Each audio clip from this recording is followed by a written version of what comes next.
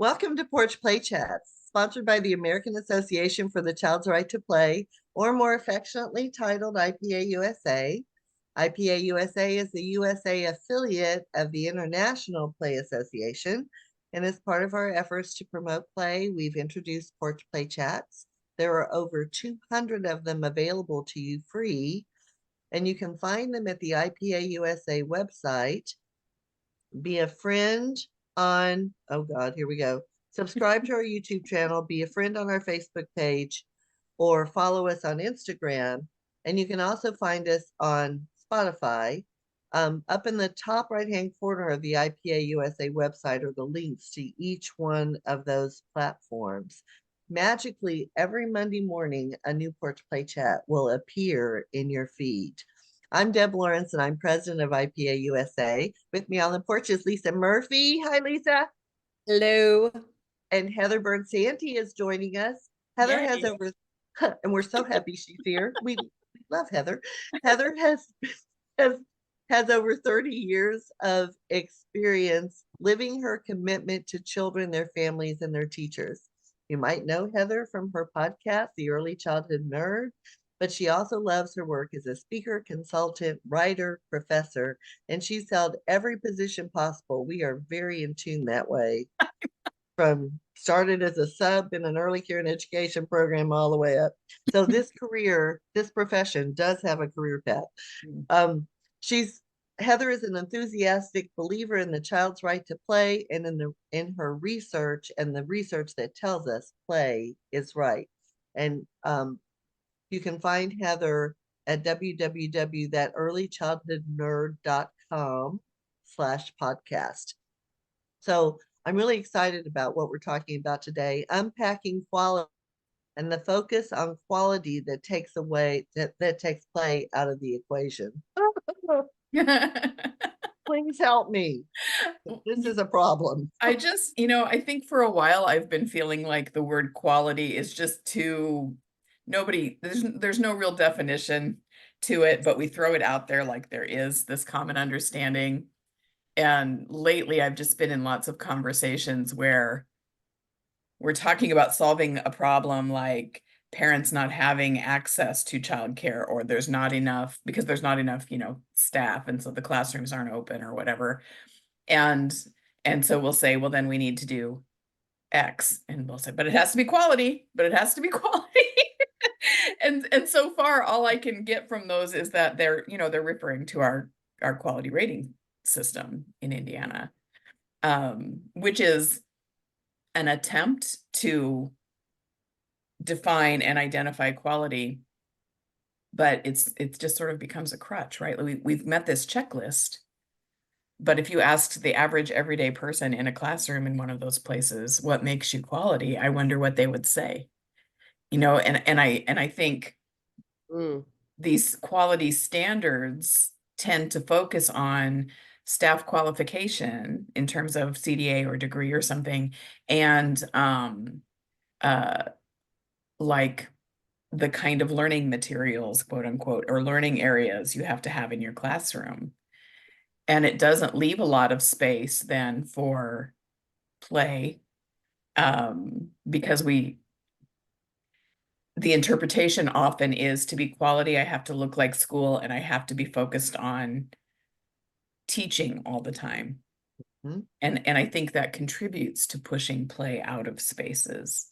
Mm-hmm. And when we push play out of spaces, I think that there is too often a decline in the quality of life that the children are experiencing and that the teachers are experiencing in those spaces.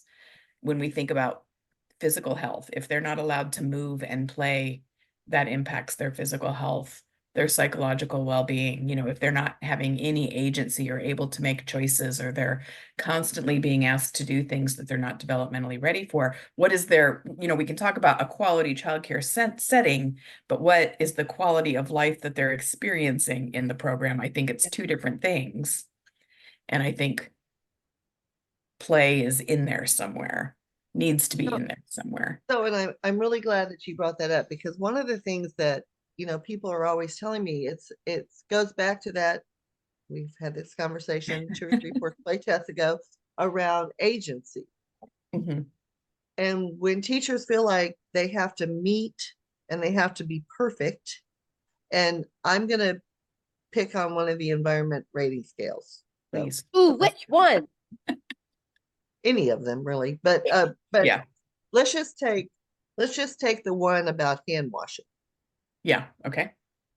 To get to a 7, my children would be spending more time at the sink in water, not in water play, but in Mhm. washing hands than they would be playing, Mhm. right? Because to get to a 7, they have to wash their hands a ridiculous amount of times during the day. And that's what they see as the highest quality, Mhm. is to get to that 7. So everybody strives to get to that 7, which destroys any child-led opportunities in the classroom, because the teachers are so worried about meeting the 7 Yeah. than they are. And I don't think that was the intention of the people who developed those No. tools, No, but but that's it's the outcome right. of And if that. you think about, I mean, imagine any time you've been in a space where children are being instructed to wash their hands. The interactions are not usually warm. No, No. The adult is not usually super present unless they're directing or correcting. And I'm not saying adult presence has to be always involved there. You know, some children get out and wash their hands on their own. But I think about times when if you say you have to wash your hands at all these times, there's going to be lines, there's going to be waiting, there's going to be children who want to go slowly, who aren't allowed to go slowly. There's going to be children who forget a step and are corrected. There's going to be a teacher who says, really, this is what I do with my life and my days. Because All that day teacher long. doesn't have agency either. And that Right. Or impacts there's the another kid who teacher's says, I quality. washed my hands 14 times today and I need some lotion. Like, this Yes. is too much. But we can't give them lotion because we don't have a doctor's note to give the lotion. The system is crazy. Horrible cycle. Yeah. Yeah.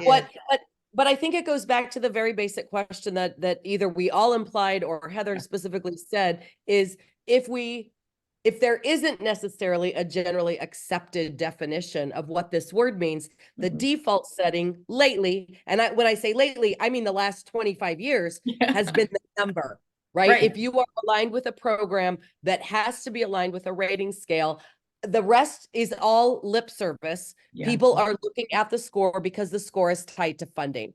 So and the score is a picture of one day. One day. A picture of the day someone was in your building rating you. And we're erring on the side of assuming that their quality rating that they gave that day was as objective as possible, right? So you have that whole layer of interpersonal connection and subjectivity, and how many car wrecks did they get into on the way over, and how burnt was their toast, and how bad was their coffee. And I mean, I know we kind of laugh about that, but you can't tell me that those variables do not have a huge say in how they walk in and the lens through which now they are seeing the space that they perhaps have never seen before. And now they're the person with the clipboard.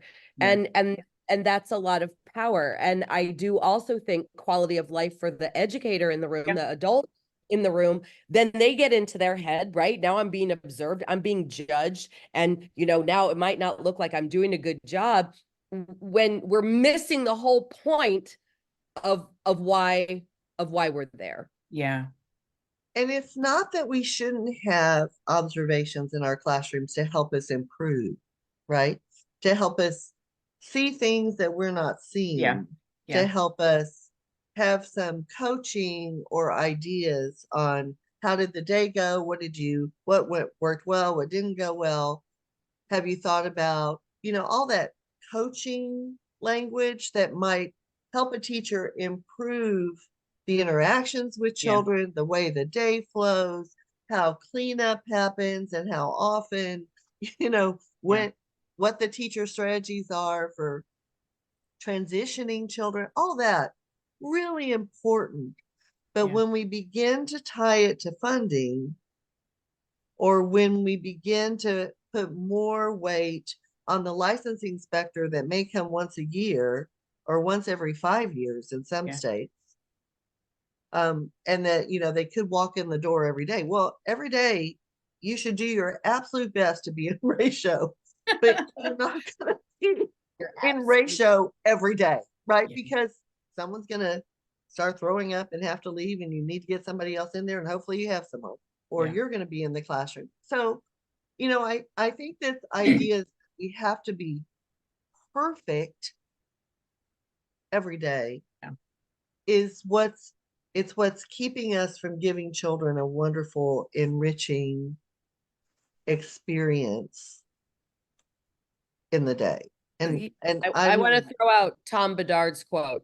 And I'm preaching to the choir, definitely with Deb and Heather, and probably for most of the people who are listening or viewing, is that you cannot reflect on your practice until you've identified your value.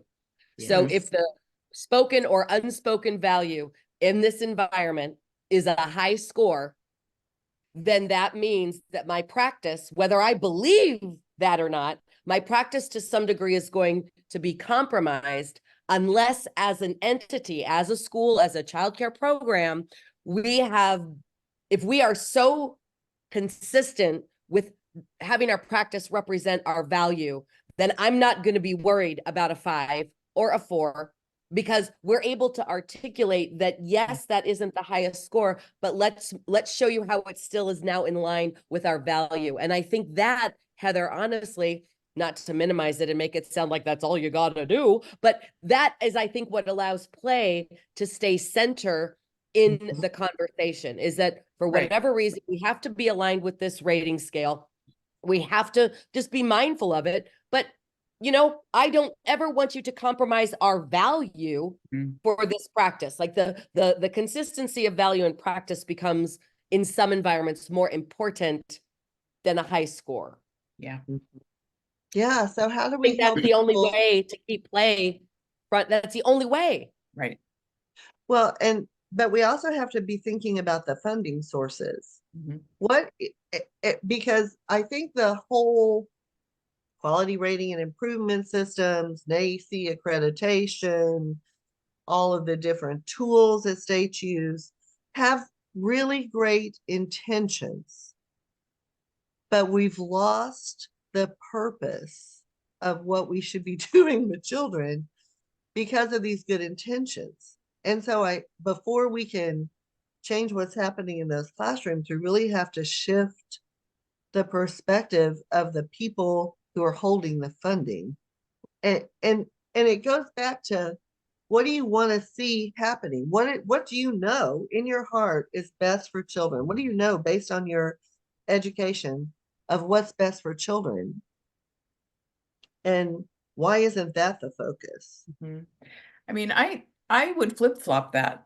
For me, I think it starts with us in the classroom. I don't think there's any hope, having watched some sets of quality rating scales systems evolve over the years, and having worked, well, I just think I don't think that it's You don't think we can I'm we can stumbling make over it my different? words. I don't think they're the ones who are going to be reflective and change and say, oh, wait, the way these are being used is not what we intended, so we better relook at it.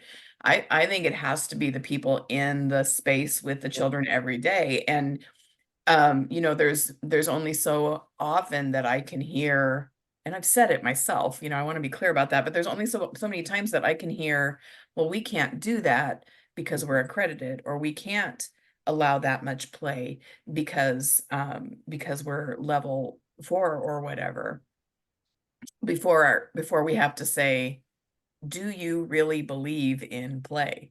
Because we like you said, Lisa, we follow our values. So it's the same thing when people say, well, parents want alphabet flashcards, so that's what we've got to do. Well, sometimes parents want to send a Mountain Dew for lunch, and we say no. Like we're capable of saying no when it clashes with our value or our philosophy. And I think it has to come from us. And I think, boy, it sure seems like there's enough of us out there that we could do it if we just did it. But we're scared to, and so we have to get into those quality rate. Like in Indiana, we have paths to quality, and one of the levels is you have to have 3 to 5 materials in your space for art and 3 to 5 for math and 3 to 5 for science. And we all just go to the school catalog and go to that section and order those toys and put them on a shelf, but the people in the space don't necessarily use them. The math and the science and the art is happening in other ways in other places. We need to be able to say, okay, maybe I heard or I assumed that quality rating system won't let us do this, but did I really look at it? Did I really look and see what it said and see how do I then make it fit? Because we can make that case authentically. It's not that we're lying or hiding something. We can authentically say, play helps with this, or this can happen in play, and here's what I do to support that. But I don't know that an accrediting body is going to say, you know what, this isn't going like we planned. They would have had to have done it already. I mean, just purely not even devil's advocate, but just like a snarky comment. They've all been around now for so long that if the reflective piece was a part of it, that first edition would have been a complete overhaul in all of them, right? And it wasn't in any of them. But I think the piece that we're missing in getting with the people who are creating these crazy things. Yeah, maybe I misunderstood what you were trying to say. No. You didn't misunderstand, but I think the issue is the funding that's tied to it. And so here's directors over here struggling to give their teachers higher wages, to purchase more materials, and they feel stuck because this is where the money is. I think of the state pre-K programs. That are so, at least in Pennsylvania, unbelievably academic focused, horribly academically focused, where there is no space for play. And these are people from the Office of Child Development and Early Learning who should know they should know better, but the funding is tied to the academic focus. So there's this, it goes back to what you and I experience with students, right? This is what we know, but we can't seem to apply it over here. So there's this disconnect, and until we can get them to change the funding piece and verbalize or articulate exactly what it is they're looking for, and then argue with them if it's not appropriate, I think programs feel stuck because they need them. Well, it's easier, right? So it's easier for this, and I am not a part of that system. So if I'm speaking, like, if you need to correct what I'm going to say, please do. So if I'm a part of this funding group, the funding agency, the funding body, and I know diddly squat about early childhood education, developmentally appropriate practice, and I'm given this, summary of all the schools that are a part of our system, and they're telling me 7 is best and 1 is the worst. Looking purely and only at the numbers allows me to do my job, quote unquote, but perhaps not without any real true understanding, right? Is there an opportunity to have that narrative with the schools that have a 4 and a 5 average, and be like, here's what, we're well aware of the fact that we're a 4 and a 5, because these are the decisions that we're making on a regular basis, as opposed to just jumping through the hoops, getting a 7 and pumping out children who throw up on Sundays because they don't want to show up on Monday, and the teachers are joining them because they have migraines all weekend because they got to go back into this environment that is eating their soul. And it just breaks my heart, and has forever, that somebody else is in charge of the money, and that will have to compromise, or people feel the need to be compromising to get the funding stream, when they know what they're having to do to get the money goes against everything that they believe in. Well, and just think about the other model. So I'm just going to throw into the primary grades now, and the middle and secondary. So think about the model. We have low test scores. I have to get these test scores up. And so what do? The exact opposite of what they should be doing. They take recess away, they take play away, because the goal is to increase the test scores, but the way they're approaching it is backwards. And Yes. so the goal is to have, I don't know, maybe we need to start using a different term for quality, because I think quality is, people are immediately going to what those rating scales are telling It's a them. Yeah, I'm child care accredited. center. It looks like school, and I've got a star system. Yeah. Yeah, boom. So I must be good, right? Meanwhile, what's going on behind the scenes? Like that's the piece. I've worked in That's- some garbage, high rated programs yes. in my 30 years. Yeah.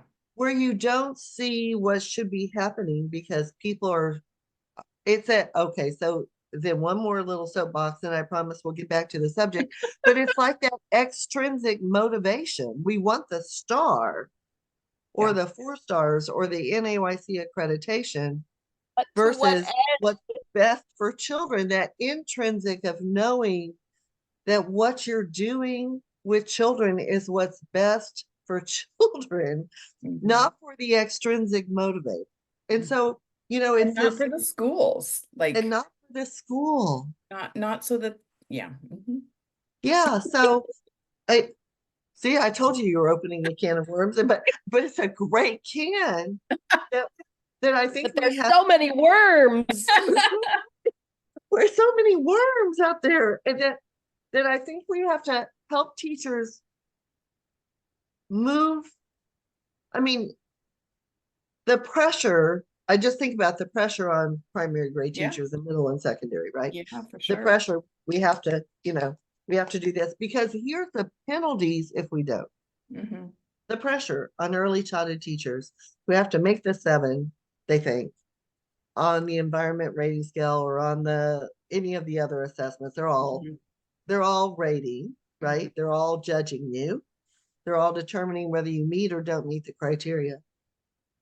Balanced with the need for coaching with people who understand what working with children looks like, feels like, and should be like. One of the other things that the poor licensing inspectors, thank God they loved me. But they would walk in the door and say, well, I'm writing you up on 4 violations. And I'm like, what 4 violations? These are minimum rule and regulations. 4.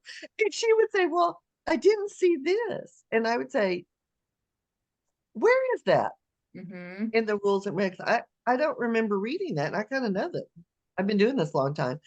And here, I'll show you. And she'll look through and right. So sometimes it's the perception of the people that's doing the observation. I will confess that one of the only rules and regs I always broke, and it was really with the health department, was the stupid thermometer that I had in the refrigerator and freezer, which disappeared.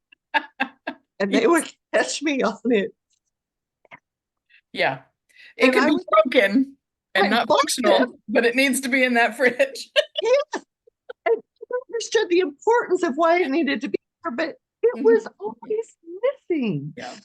I bought them. It was so frustrating. Yeah. Sabotage. Your competitor got to your fridge. It's like the socks in the dryer. They just, I don't know what happened. The gremlins came. I don't know.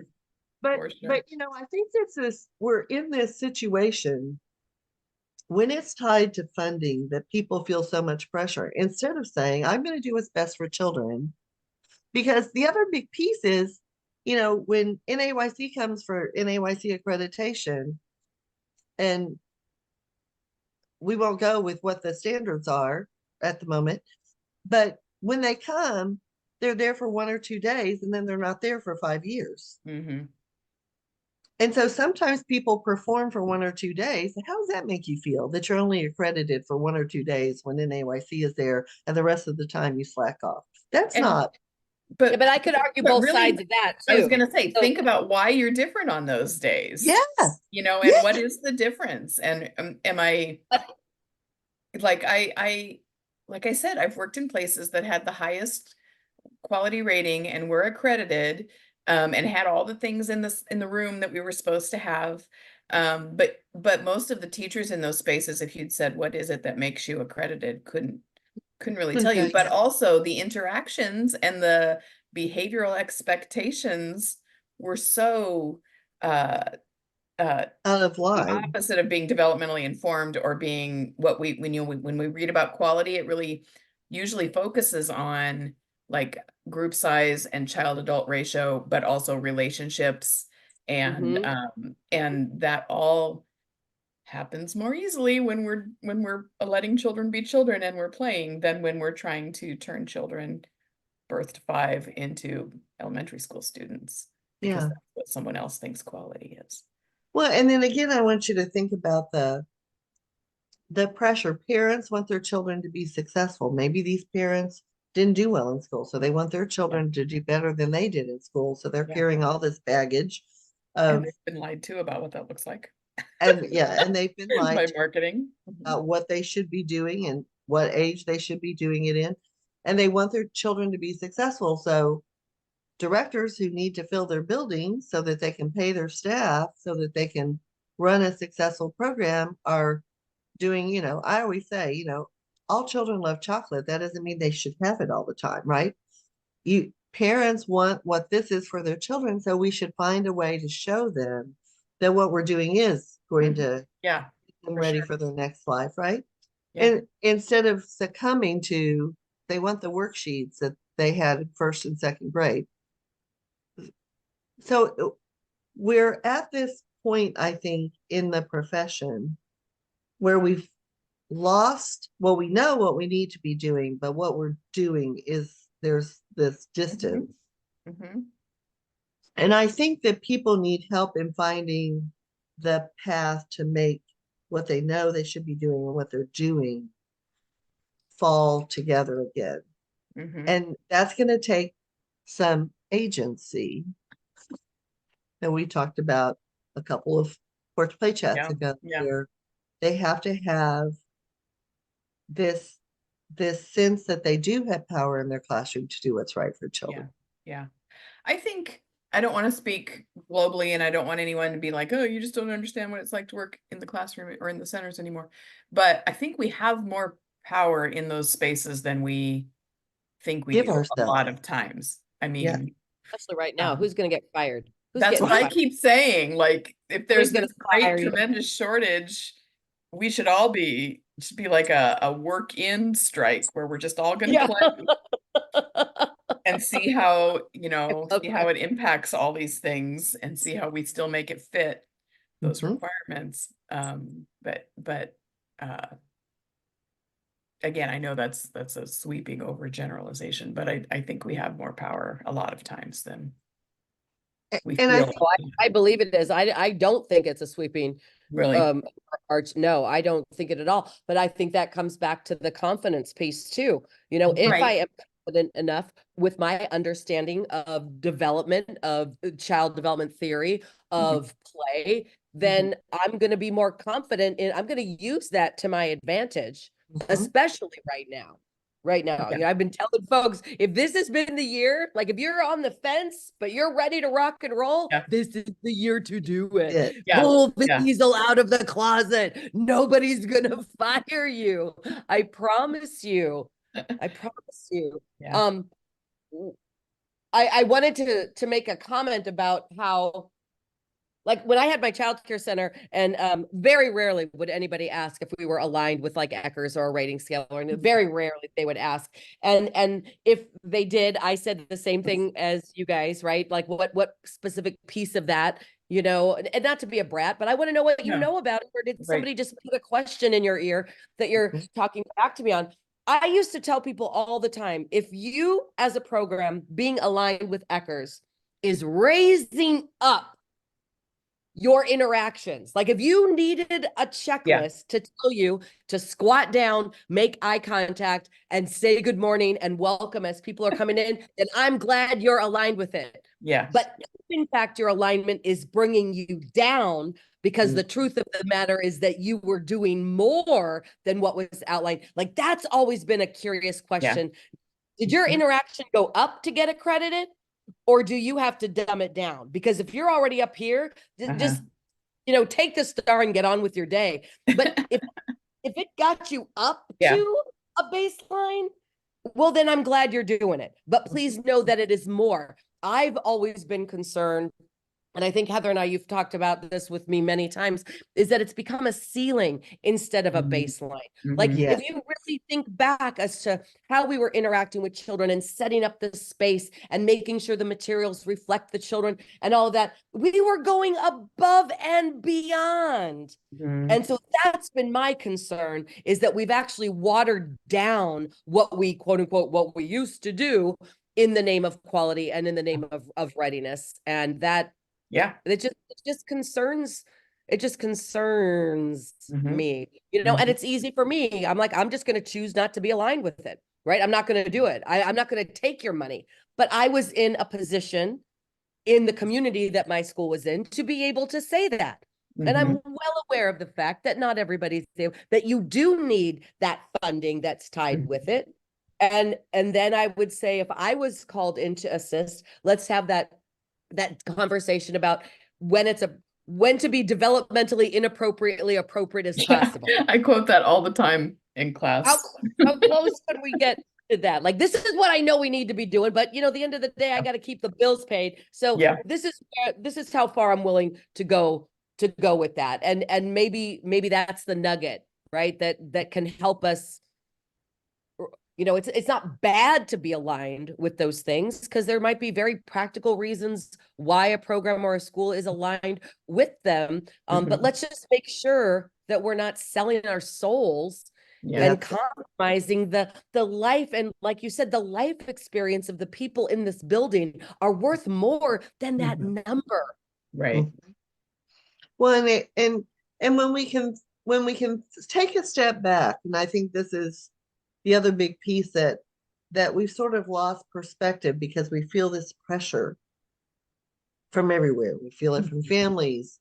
We feel it from whichever administrative body is above us, who wants these extrinsic motivators, who wants to show that they have met a certain level. But what happens, and one of the things that has happened as you reach for more and more of those higher levels, is that what children need in play is disappearing. Because we feel like we have to do more academics to get them ready. Play feels like, a natural state or whatever. And if we're not adding anything to it or challenging them, then we're just not doing anything, right? Couldn't possibly reach your full potential just being allowed to be a human being in my natural state in my first 5 years of life. Like, what a ridiculous suggestion. Even though you're watching 3 people who really have been fine. Because that's what they did. And right. Yeah. We just feel like, I don't know, like we can't just trust sometimes. We've lost faith in the process, I think. And we've lost faith in the process because of all these pressures that we're under. So teachers, administrators, if you need to play the game, be as developmentally inappropriately appropriate as possible. The only phrase I've quoted, or that I've coined. That's it. That's all I got. Because what you do with children every day is going to determine whether they ever reach their potential. And so if you are shutting down their curiosity and exploration and initiative and leadership and all of those wonderful dispositions, you're not helping them reach their potential. And isn't that why we work with children, is to help every little munchkin? We're also assuming I'm the best judge of what your full potential is. I'm the best judge of when you become a valuable contribution to society. But at least I'm giving you opportunities to develop your own. I'm not saying what your potential is. Right. No, I mean, if we come in with these standards and all these things that the goal is to help every child reach their full potential, there's 700 million definitions of what potential or possibilities for full potential. And it's individual for every child. And here's, I think, the scariest thing. Sally's in the room, so let me just tell her that we'll be right there. you are really responsible for creating this space and time for children to develop how they're going to develop. You're not, it's not, it's driving me crazy. Yes. Yes. Me too. I really want to, before you wrap it up, Deb, I want to go back to something Heather's just said, that my role is to set up that space. And then my job is to step back and be in service to you and your exploration without any preconceived notion. And that your humanness within this space is enough. And I'm not quite sure. I just wrote that down, like the human piece, the humanness, and as opposed to that having to do, like I have to add to, like this is plenty. This is good. This is These are plenty. babies, 1-year-olds, 2-year-olds, 3-year-olds, 4-year-olds, 5-year-olds. They have a lot. And they're fine the way they are, right? I don't got to do nothing to you or for you, even with that mindset, right? I got to do this for you so you can go up and meet your potential. Because I love how you said that. We have no idea what that is. No idea. So we err on the side of best, what we know would be developmentally appropriate. We err on the side of solid child development theory, and we err on the side of first doing no harm. And we hold that space and that, I don't know, that belief that that's enough is missing. Yeah. It's all driving me crazy. I love all right, that you this brought has been wonderful. Good. And holy moly, did we open a can of worms? But good job. Yeah. Well done. Needed All to be right. open. So It hang in does. while I close this out. So to learn more about IPA USA, please visit our website at ipausa.org. And until next time, keep on playing.